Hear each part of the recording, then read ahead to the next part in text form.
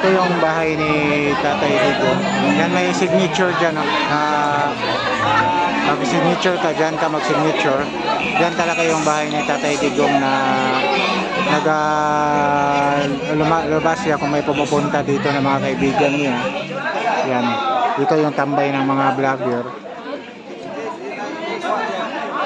Yan, nandito tayo ngayon sa bahay ni Tatay Digong para pupunan natin itong bagong sa Green Rise Action Movement dito sa Davao City. Dito iniheld yung dito sa bahay ni Tatay Digong. Sa likuran natin yung bahay niya.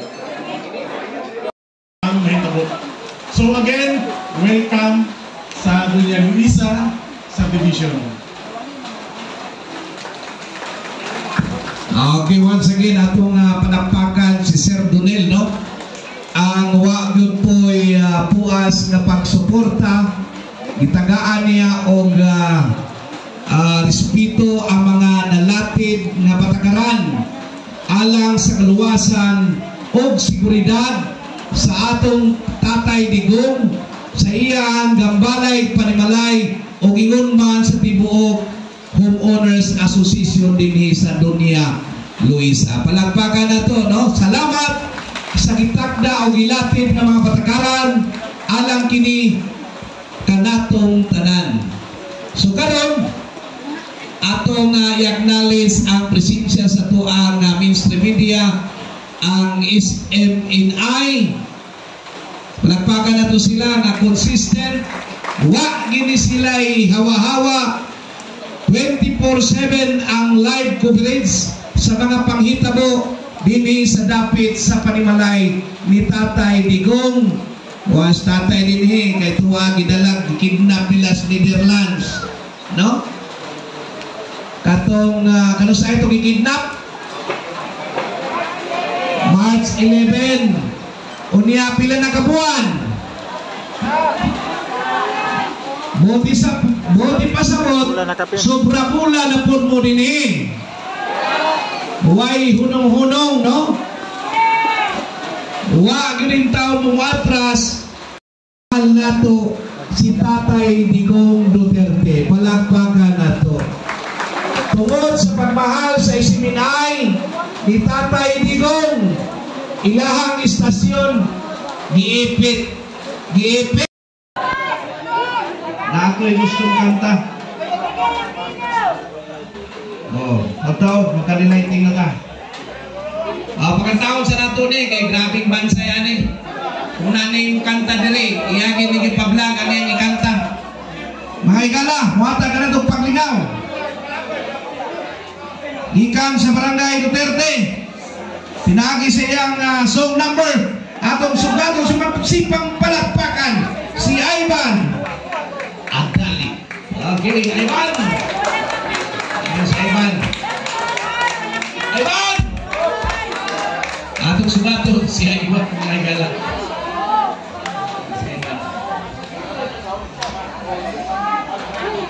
Oh, atong pagkatahon eh. Oh.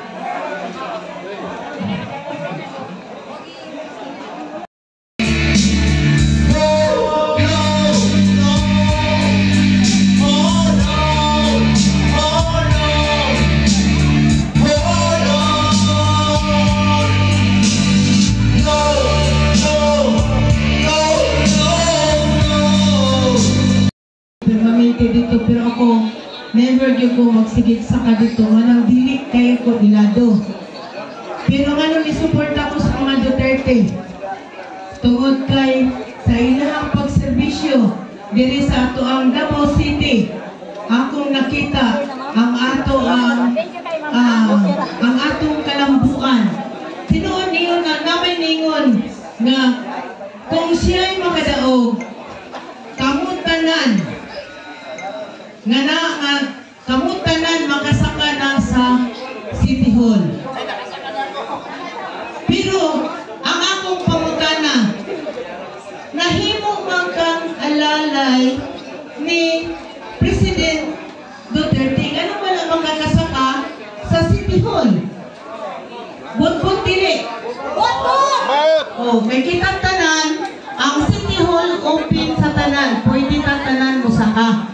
Dili yun ingon nga, abi kay uyamot ka, dili ka kasaka anang City Hall.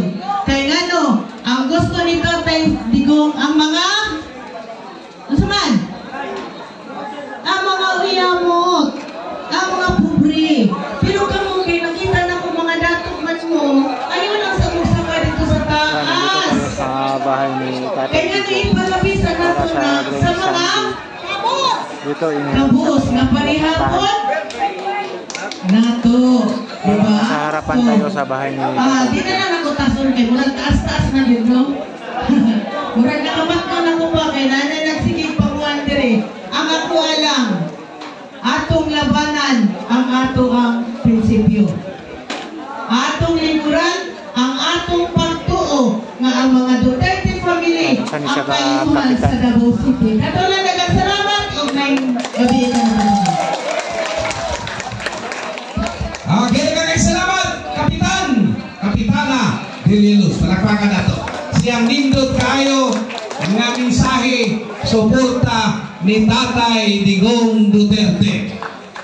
Karon, una bulakaw si Yan, si Elias. Elias ng Davao.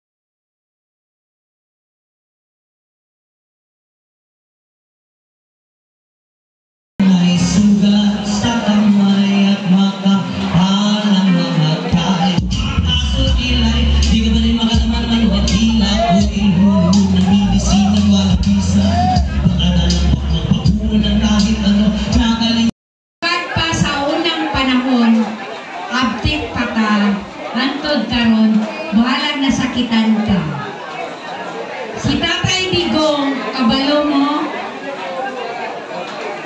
Vice Mayor pa siya, nanako sa politika, barangay Kagawad na ko. Vice Mayor siya ni Respicio, nanako ni Tatay Digong. Dako kay kumutang kabubuton niya. Batang Boulevard ko, nahimo ko Kagawad tungod niya. Niapay ko sa politika tungod kay Tatay Digong. Kabalo mo, naninda lang ko barbecue diha sa Magallanes. Ang nagpailuna sa ako si Tatay Digong. Gitagaan ko pwesto, kilid sa linga. 43 years, naninda ko barbecue. Rebecca's Halal Barbecue. Oh, kabalo na mo! Yan, umuulan na lang ngayon dito. Buti na lang may mga tent pa. Gitabangan ko ni tatay, gibutangan ko pwesto para mudagan o kagawad. Anto na imo kong barangay captain. Karon farmer na pa, pero dili ko nila mapungkan, masigi gunsaon. Naghilak ng gani ko dauto na siya. Kay isa ko sa barangay captain nagduso kamudagan pagka-presidente. Sa YouTube din na dito. Kabalo mo? Ato muna pagbalik niya mayor diha sa Matina Crossing. Wala lagi na verify. Sorry na lang ang barangay. Gadon ka na. Nagipagdan may suga. Dinaganay mitanan.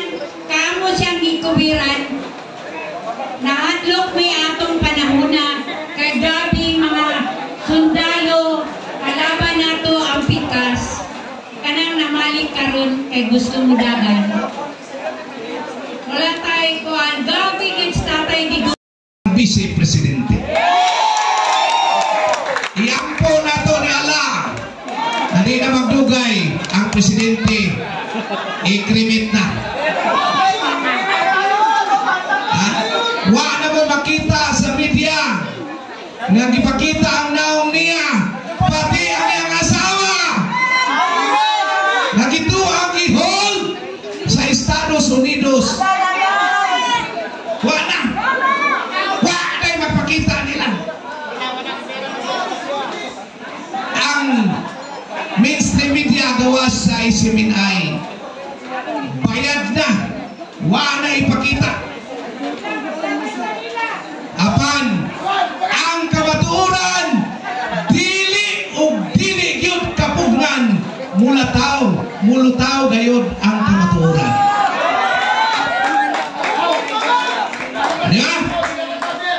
Mauna, nagtuo sila na muhunong ang katawang Pilipino sa pagsagit sa kadalanan. Humani lagi bitbit kikidnap sa Tatay Digong. Miolmo ang katawang Pilipino sa tibuok kalibutan. Di nila kapugnan. Karon, wa'day rally, himuon ang atong kalaban, kay mga hadlo, kay singkit sa katawhan. Dili ang ilang kandidato, Duterte ang sigaw ng bayan. Duterte! Duterte! Duterte! Karon, napay gusto may istorya. Atong tawagon. Usa ka Digong. Yan, another kapitan na naman na nagsalita dito. Kasi grabe na ang suporta kang Tatay Digong na mga kapitan dito sa Davao City. Akong luha. Kaya di na ko mahuna-huna. Nganong inaana ang nahitabo o nganong inaana nila gihimo kay Tatay Digong. Nga walay lain na nagsakripisyo gawas sa ato ang amahan. No? Pero grabe ang ilang gibuha. Oh, grabe giulan. Pero ang kapitan na babasa, ipayungan na lang si kapitan. Para unsaon pagsuportahan ni si Tatay Digong. Kasi maulanan pa. Yan ang mahal si Tatay Digong dito sa Davao City. Tungod ang nasa ilang huna-huna, puro inggit. Mahadlok sila nga maalasan sa atong presidente. Diba? Tama ba ta? Muna, nga ato yun siyang ipaglaban. Ako, kami, lipay kayo diri sa Davao City. Nga naay mga tagalaing lugar ni abot yun diri para magsakripisyo. Para mo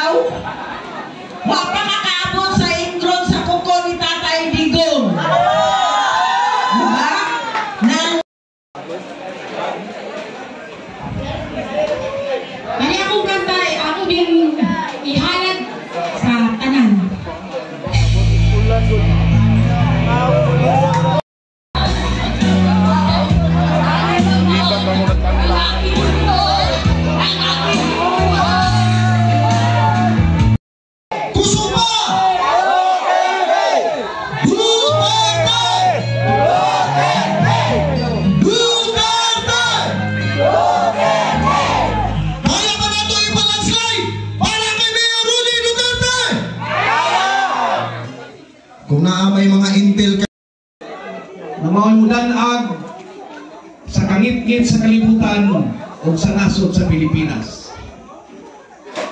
Yan, candle lighting. Para kay Tatay Digong. Atong patugtog ang Pilipinas.